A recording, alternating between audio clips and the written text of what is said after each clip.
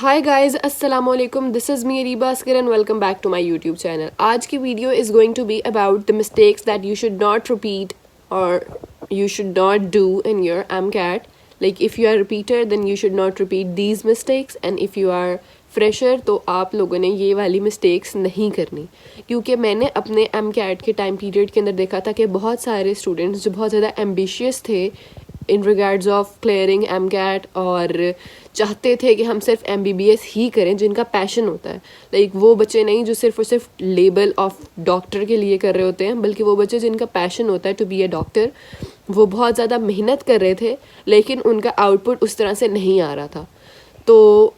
उन चीज़ों को मैंने ज़रा शॉर्ट लिस्ट किया जो मैंने ऑब्ज़र्व की थी उस टाइम पे, और उनमें से कुछ मिस्टेक्स मैंने ख़ुद भी की थी उस टाइम पे। तो उनके बारे में आज हम बात करेंगे, ताकि अगर आप में से कोई बहुत ज़्यादा एम्बिशियस है या पैशनेट है MBBS करने के लिए, तो वो इस तरह के मिस्टेक्स ना करे। एक चीज़ जो मैं आगे वीडियो रिकॉर्ड करने से पहले ही क्लियर करना चाहती हूँ वो ये है कि क्योंकि पाकिस्तानी अवाम को बहुत अच्छे से क्रिटिसाइज़ करना आता है, तो आई नो बहुत से कमेंट्स ऐसे आएंगे कि आपने ख़ुद तो MCAT पास नहीं किया, तो हाउ कैन यू इंस्ट्रक्ट अस और गाइड अस रिगार्डिंग दैट। तो ये जो सारी मिस्टेक्स हैं ये मैंने अपनी personal observation as well as जो सीनियर्स थे मेरे जिन्होंने पास आउट किया था उस टाइम पे उनसे पूछा था, एज़ वेल एज़ जो जूनियर्स जिन्होंने पास आउट कर लिया और अब वो मेडिकल कॉलेजेस के अंदर पढ़ रहे हैं, उन सब से ही पूछा था। तो उन्होंने इसके रिगार्ड्स में जो जो चीज़ें बताई थी आज मैं आपको वो एक्सप्लेन करने वाली हूँ। तो आई होप अब कमेंट्स के अंदर बार बार ये इस तरह के कमेंट्स नहीं आएंगे कि आपने ख़ुद तो पास नहीं किया तो आप कैसे इस चीज़ के बारे में एडवाइस दे सकती हैं and all. So first of all, notes. बहुत सारे बच्चे जो है ना एक दूसरे से नोट्स मांगने लग जाते हैं कि यार तुम अपने नोट्स दे दो मुझे। ये सबसे बड़ी गलती है। आपको चाहिए कि आप जो चीज़ पढ़ो उसका कॉन्सेप्ट जहाँ से ले रहे हो, जैसे फॉर एग्ज़ाम्पल आपने कोई एकेडमी रखी हुई है, आपको जो पढ़ाया जा रहा है आप वो वाले नोट्स अपने ख़ुद बनाओ, बजाय इसके कि आप सीनियर से नोट्स मांगो या अपने डिफरेंट क्लास फेलोज़ जो आपके प्रीवियसली कॉलेज में क्लास फेलोज़ होते थे और अब वो डिफरेंट एकेडमीज़ में पढ़ रहे हैं, तो आप उनसे नोट्स बोरो करो और उनके नोट्स समझने की कोशिश करो। ये वाली चीज़ आपको बहुत ज़्यादा कंफ्यूज भी कर देगी और आपको ये चीज़ें अच्छे से समझ भी नहीं आएंगी,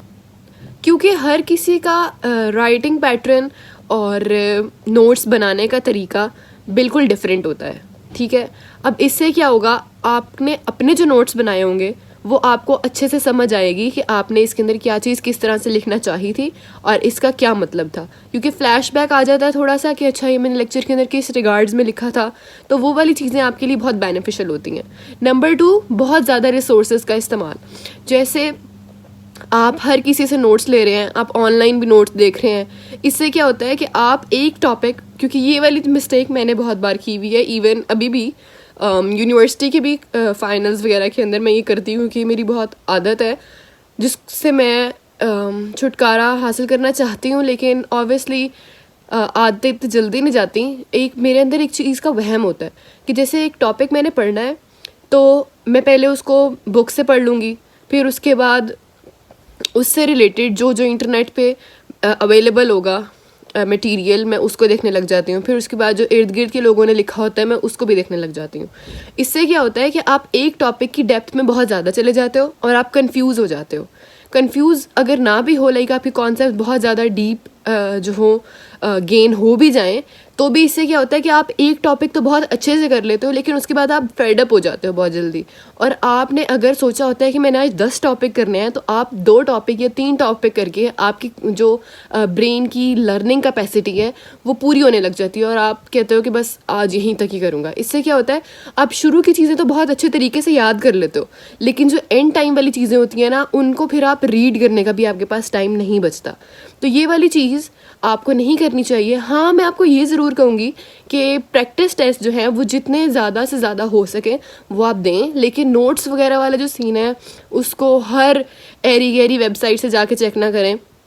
2-3 जो ऑथेंटिक होते हैं रिसोर्सेज उनको यूज़ करें, लेकिन हर किसी के पीछे ना भागें। और तीसरी चीज़, इस चीज़ को सर पे सवार ना करें इस चीज़ का डिप्रेशन ना लें कि फ़लाँ बच्चे के नोट्स के अंदर तो ये चीज़ भी लिखी हुई थी, फ़लाँ मुझे तो ये आता ही नहीं है। देखिए, हर एकेडमी का जो पढ़ाने का स्टाइल है ना वो डिफरेंट है, और अगर आप इस तरह से कंपैरिजंस करते रहोगे ना, आपका कॉन्फिडेंस लो होता जाएगा कि यार मैंने तो ये चीज़ें पढ़ी नहीं है, इसने कहाँ से पढ़ ली हैं। क्योंकि मैंने ये एंड पे किया था, जब एंड का टाइम चल रहा था ना, तब मैंने अपने जो मेरे उस टाइम पे क्लास फेलोज़ वगैरह थे उन वगैरह से नोट्स वगैरह पे डिस्कशन वगैरह हुई, तो उन्होंने बहुत सारी चीज़ें इस तरह की पढ़ी हुई थी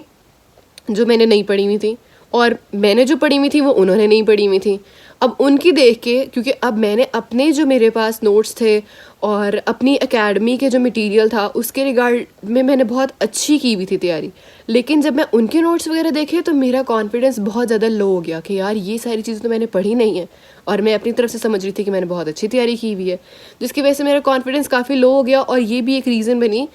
फेड अप होने की और डाइवर्ट होने की टुवर्ड्स CS। तो अगर आप MBBS के लिए बहुत ज़्यादा पैशनेट हैं तो आप इस तरह के मिस्टेक्स नहीं करें। नेक्स्ट मिस्टेक जो है वो मैंने पर्सनली विटनेस की है, जो कि मैंने ख़ुद भी की है, जो मेरे सराउंडिंग्स में बच्चे थे उन्होंने भी की थी। MCAT जब इस तरह की लाइक पॉलिसीज़ वगैरह चेंज होती हैं, PMC आ गया, PMDC चला गया, अच्छा अब ये कह रहे हैं कि जी एहतजाज हो रहा है, शायद डिले हो जाए, ये हो जाएगा, वो हो जाएगा, मटेरियल शायद चेंज हो जाए, कोर्स चेंज हो जाए, इन मामलों में किसी की भी ना सुने, और ये सुन के अपना जो प्रिपरेशन का स्केड्यूल है ना उसको डिस्टर्ब मत करें, क्योंकि जेन्युइनली इसके अंदर बहुत रूमर्स भी आती हैं और बहुत सारी जो है ना प्रोटेस्ट वगैरह वाला सीन भी चलता है, जिससे आपको एक होप मिलती है कि शायद डिले हो जाएगा, या शायद सिलेबस चेंज हो जाएगा, या शायद क्राइटेरिया चेंज हो जाएगा। इस टाइप की डिफरेंट रूमर्स आपको सुनने को मिलेंगी। तो आपने इस चीज़ के ऊपर ध्यान बिल्कुल भी नहीं देना, क्योंकि अगर आप इन चीज़ों के पीछे पड़ जाओगे ना, आपका जो एक पोटेंशियल बना होगा ना टू गेन इतने मार्क्स और उसके अकॉर्डिंग प्रिपरेशन करने का जो आपका एक सीन बना होगा वो बहुत डाउन हो जाएगा। उससे क्या होगा, उससे ये होगा कि आपने जो जो गोल्स रखे होंगे ना उसके अंदर ना आपकी मोटिवेशन लेवल बहुत लो होने लग जाएगी, जिस तरह मेरे साथ हुआ था। एक्चुअली मैं एक तो MBBS परसू करना नहीं चाहती थी, दूसरा ये था कि जो उस टाइम सर्कमस्टांसेस बने हुए थे ना, क्योंकि हमारे टाइम पे ये हुआ था कि PMDC ख़त्म हो गया था और PMC आ गई थी, तो उससे ये सीन हुआ था कि डिफरेंट रूमर्स सुनने को आ रही थी, प्रोटेस्ट चल रहे थे, और उस टाइम पे जिब्रान नासिर जो हैं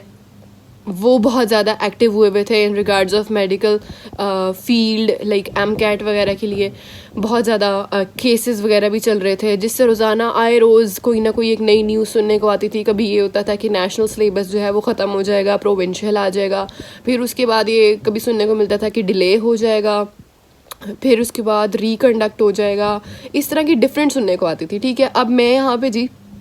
एक मोराल हाई करके बैठी हुई हूँ कि आज मैंने ये वाला चैप्टर करके ही उठना है। ठीक है, दरमियान में मैंने अगर 15 मिनट की ब्रेक लिया है, उसके अंदर अगर मैंने ट्विटर खोल लिया है या मैंने इंस्टाग्राम या फेसबुक पे पेजेस खोल लिए हैं MCAT प्रिपरेशन से रिलेटेड, तो अब उनको देख के मेरा दिमाग जो है ना वो सुन हो जाता था कि यार ये क्या, मैं तो यहाँ पे बैठी पढ़ रही हूँ और अभी सुनने में आ रहा है कि अभी तो डिले होने का सीन है, सिलेबस चेंज होने का सीन है, जिसकी वजह से ये होता था कि मेरा वो वाला मोराल जो था ना वो यहाँ था तो यहाँ पे आ जाता था, फिर उसके बाद उसको दोबारा से पुश करने में बहुत टाइम लग जाता था। तो ये वाली चीज़ आप लोगों ने बिल्कुल भी नहीं करनी,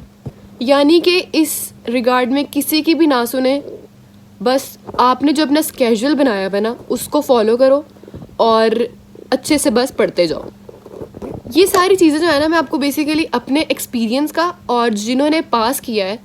सीनियर्स मेरे, जूनियर्स, उनका निचोड़ बता रही हूँ। ठीक है ना, अगर आप इनको फॉलो कर लेते हो तो आई होप सो कि आप लोग बहुत अच्छा स्कोर गेन कर सकते हो। ठीक है, अब एक और चीज़, बहुत सारे बच्चे ना कॉन्सेप्चुअल स्टडी करते हैं एज अ होल MCAT ही, लेकिन MCAT के अंदर ऐसी स्ट्रेटजी है कि कुछ चीज़ों को आपको क्रैम करना होता है और कुछ चीज़ों में आपको कंसेप्चुअल स्टडी चाहिए होती है। जैसा कि फ़िज़िक्स है, उसके अंदर अगर आप क्रैमिंग करोगे तो आप बहुत बुरा स्कोर करोगे, लेकिन अगर बायोलॉजी है उसके अंदर आप कंसेप्चुअल स्टडी करोगे तो बहुत सारी जो MCAT के अंदर MCQs आए होते हैं ना, वो बुक की लाइन होती है।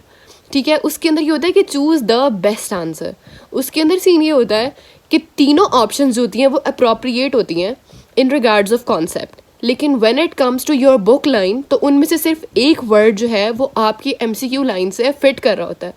ठीक है। तो आपने सिर्फ और सिर्फ वो वाला ही वर्ड चूज़ करना होता है जो आपकी बुक के अंदर लिखा होता है। तो इसलिए अगर आप जेनेरिकली कॉन्सेप्चुअल स्टडी करने लग जाएं और हर बुक की कॉन्सेप्चुअल स्टडी कर रहे हैं, इसी तरह केमिस्ट्री के अंदर भी होता है कि बुक्स की लाइन आती हैं, मतलब आपकी FSC पार्ट 1 और पार्ट 2 के जो कंटेंट होते हैं ना, उधर से बुक की लाइंस आई होती हैं, आपने सिर्फ और सिर्फ वो एक specific word like filling the blanks वाला सीन हो जाता है in with along with options, ठीक है। तो आपने ना इस चीज़ का ज़रा ध्यान रखना है कि FSC के अंदर आप लोगों का ये होता था कि आप कॉन्सेप्ट लिख के आ जाते हो, वो सही कंसीडर होता था। लेकिन जब आती है MCAT की बारी, उसके अंदर हर सब्जेक्ट का डिफरेंट क्राइटेरिया है। अब जैसे फिज़िक्स है, मैंने आपको बताया, उसके अंदर आपने कंसेप्चुअल स्टडी पे ज़्यादा फोकस करना है, डेप्थ में बहुत ज़्यादा नहीं जाना। दूसरा ये कि बायोलॉजी वाला जो सीन है उसके अंदर आपने एक्स्ट्रा मटेरियल जो है ना, जो आपकी बुक के अंदर नहीं है और आपको एकेडमीज़ वाले पढ़ाते हैं या आप ऑनलाइन कोई नोट्स देख रहे हैं, उसके अंदर जो दिया हुआ है उसको आप अलहदा नोट डाउन कर लें और अपने नोट्स बना लें। उनको आप as it is like concept के लिहाज से याद करें अपने दिमाग में, और जो बुक की लाइंस हैं उनको तो लाइक आप एक किस्म का क्रैम कर लें कि वो एज इट इज़ ही याद करनी है, क्योंकि वो एज इट इज़ ही आएंगी और आपको वही वाला वर्ड चूज़ करना होगा जो आपकी बुक के अंदर दिया हुआ होगा। अच्छा, एक और चीज़, फेडरल बुक्स। अब जी जब नेशनल MDCAT वाला सीन हुआ तब ये था कि जी हर प्रोविंस से बुक जो थी ना वो इंक्लूड थी, like if I am from Punjab और I am following Punjab curriculum, तो तब भी सिंध करिकुलम से भी आएगा, ठीक है। वो वाला सीन जो है ना बहुत ज़्यादा आप कह लें कि हो जाता है बच्चों के लिए कि चैलेंजिंग हो जाता है काफ़ी, कि इतनी सारी बुक्स हम कैसे याद करें। तो मैं आपको जो मशवरा दूंगी ना कि अगर आप टाइम ज़्यादा वेस्ट नहीं करना चाहते इस पे, तो आप अपनी बुक्स को फॉलो करें जो आपकी बुक्स के अंदर लिखा हुआ है। जो लाइक फॉर एग्ज़ाम्पल अगर आप पंजाब से हैं तो आप पंजाब को फॉलो करें, लेकिन फेडरल की बुक्स लाजमी देखें, क्योंकि मोस्टली आपका अपने जो बुक होता है उधर से आता है मटेरियल और फेडरल का बहुत ज़्यादा पार्ट आता है, स्पेशली इन बायोलॉजी। तो आप ना जब अपनी तैयारी कर रहे हैं तो शायद फेडरल की या तो बुक रख लें या आप प्रिंट करा लें उसको, तो उसके अंदर से जो भी टॉपिक पढ़ रहे हैं ना साथ फेडरल में से देख लें कि अच्छा इसके अंदर कुछ एक्स्ट्रा इन्फॉर्मेशन तो नहीं है, क्योंकि कुछ टॉपिक्स हैं वाकई में ही जो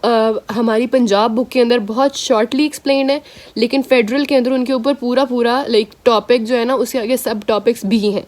तो उस तरह की चीज़ें जो है ना वो आपने हर टॉपिक की जब आप प्रिपरेशन कर रहे हैं ना तब आपने ना वो सारी चीज़ें साथ साथ देखते रहना है।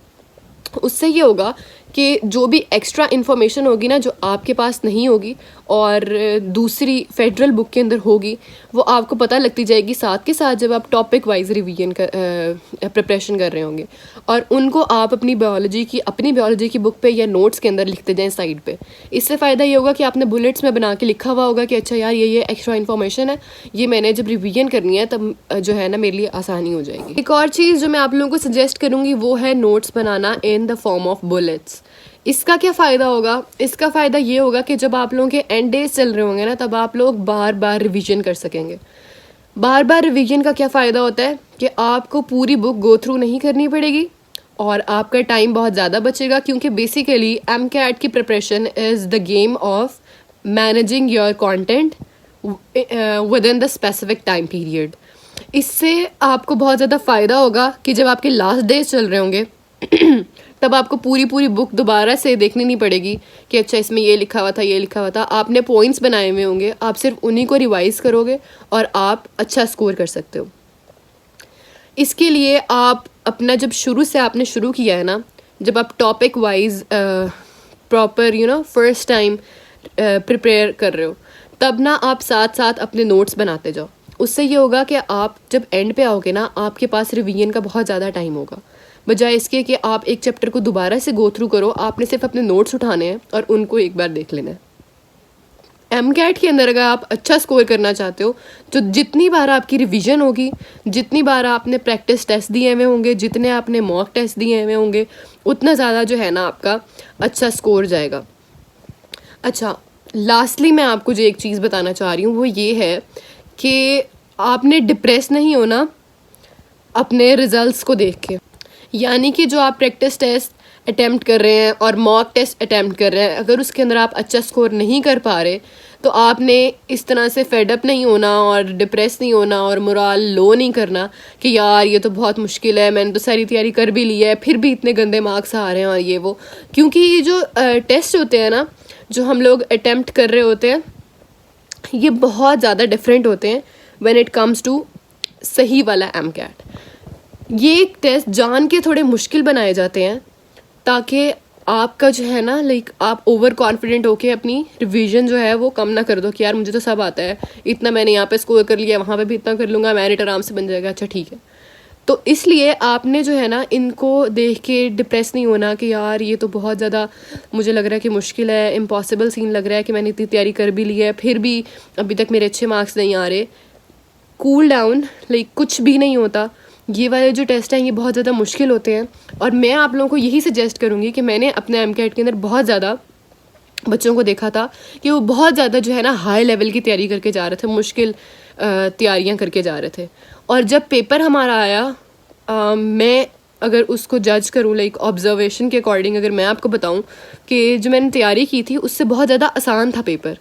और बच्चों का ज़्यादातर मसला यही होता है कि वो जब स्टार्स वगैरह में जाते हैं ना, उधर फिज़िक्स भी इतनी हाई लेवल की पढ़ा रहे होते हैं, सब कुछ इतना एक्स्ट्रा पढ़ा रहे होते हैं, तो बच्चे जो हैं बुक को निगलेक्ट कर देते हैं और जो बेसिक चीज़ें होती हैं जैसे बेसिक फार्मूला होता है उसको भी इग्नोर कर देते हैं कि यार इतनी आसान चीज़ थोड़ी आनी है। तो ज़्यादा से ज़्यादा जो है ना मुश्किल चीज़ों को वो देख रहे होते हैं और जब पेपर आता है आसान तो उनसे मैनेज ही नहीं होता कि हमने ये तो बहुत आसान पेपर है, उन्होंने वो वाली चीज़ें छोड़ी भी होती हैं ज़्यादातर आसान समझ के, क्या उनको ज़्यादा टाइम नहीं दिया होता जिसकी वजह से वो अच्छा स्कोर नहीं कर पाते, हालांकि उन्होंने अपनी तरफ से बहुत अच्छी तैयारी की होती है। तो मैं आप लोगों को यही सजेस्ट करूँगी कि जो आसान चीज़ें हैं ना उनको यूँ कह लें कि फॉर ग्रांटेड ना लें, उन पे भी बहुत ज़्यादा आप टाइम इन्वेस्ट करें, क्योंकि ज़्यादातर चीज़ें जो होती हैं वो बहुत आसान आई हुई होती हैं और बच्चों ने बहुत मुश्किल वाली चीज़ों पे ज़्यादा टाइम दिया होता है। तो उन लोगों से आसान वाली चीज़ें जो होती हैं ना उस टाइम पे कंफ्यूज हो जाते हैं वो कि यार इतना आसान, क्योंकि मेरे साथ भी ये 1-2 MCQ में हुआ था कि मैं सोच रही हूँ कि यार इतना बच्चों वाला क्वेश्चन कैसे आ सकता है, इसमें ज़रूर कोई ट्रिक होगी, ठीक है। तो इस तरह ना वो कन्फ्यूज़ हो जाते हैं। और दूसरा, उन्होंने कुछ आसान चीज़ें इसलिए भी छोड़ी होती हैं कि यार इतना आसान थोड़ी आने वाला है, तो आपने छोटी छोटी जो चीज़ें हैं ना जो बहुत आसान लग रही हैं आपको उस टाइम पे, उनको भी इग्नोर नहीं करना, आपने उन पे बल्कि ज़्यादा टाइम देना है ताकि आपको ना थोड़ा आइडिया हो और लाइक एक तरह से आप कह लें कि आप उस चीज़ के लिए प्रिपेयर हो कि अगर आपका पेपर बहुत आसान आ गया है तो आप सिर्फ मुश्किल पेपर की तैयारी करके ना गए हुए हो और आप आसान पेपर को भी अटैम्प्ट कर सकें। तो आसान चीज़ें जो है ना उनको भी इग्नोर नहीं करना। तो ये चीज़ें थी कुछ जो मैंने अपने सीनियर से, अपने जूनियर से जिन्होंने पास आउट कर लिया था, और कुछ पर्सनल एक्सपीरियंस से भी, और कुछ सराउंडिंग्स के अंदर जो मैंने ऑब्ज़र्व किया था उससे जो मैंने जो चीज़ें नोट की हैं ना वो मैंने आप लोगों को आज बता दी हैं। इसके अलावा कोई और चीज़ मुझे इस से रिलेटेड लगी कि मुझे आप लोगों को उसके बारे में गाइड करना चाहिए तो मैं आपको ज़रूर करूँगी गाइड। इसके अलावा जो वीडियो आप लोग और चाह रहे हैं जिससे रिलेटेड मैं बनाऊँ, अगर आप चाहते हैं FSC से रिलेटेड बनाऊँ कि FSC में कैसे अच्छे मार्क्स जो है वो स्कोर कर सकते हो आप, तो वो भी कमेंट सेक्शन के अंदर मुझे बताइएगा। और उसके अलावा आप जोन सी वीडियो चाह रहे हैं जिस पे मैं आप लोगों को कंटेंट प्रोवाइड करूं तो kindly drop it in the comment section. I hope you liked the video. If you liked it, please like, share and subscribe because it takes a lot of effort to collect all the information for you guys. So that's it. Allah Hafiz.